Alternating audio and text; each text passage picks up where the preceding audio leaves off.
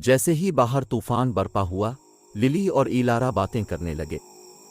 नौजवान लड़की ने चुड़ैल के बारे में अपने ख्वाब, अपने खौफ और गांव की कहानियां शेयर कीं।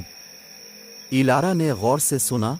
इसका दिल उन गलत फहमियों के एहसास पर दुख रहा था जो जड़ पकड़ चुकी थी। बदले में ईलारा ने लिली के साथ अपनी कहानी शेयर की। वो कभी एक नौजवान और पुरजोश औरत थी जिसने खुद को जड़ी बूटियों और जादू के मुताला के लिए वक्फ कर दिया था।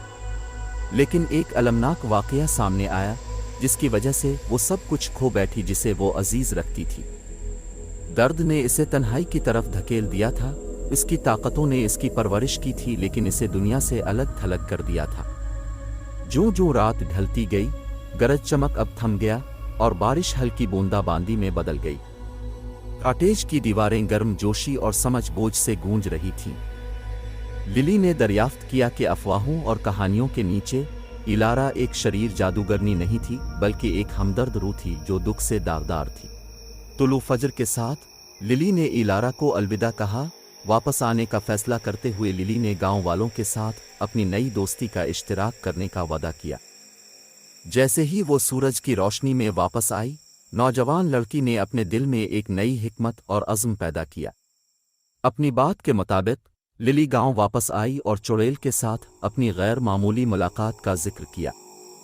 उसने ईलारा की मेहरबानी की कहानी शेयर की, इस खौफ को दूर करते हुए जो गांव वालों को नस्लों से दोचार कर रही थी। आहिस्ता आहिस्ता लेकिन यकीनी तौर पर ईलारा का तसव्वुर बदल गया और गांव को ये समझ आने लगा कि वो बुराई का जरिया नहीं बल्कि कदीम हिकमत की मुहाफिज है।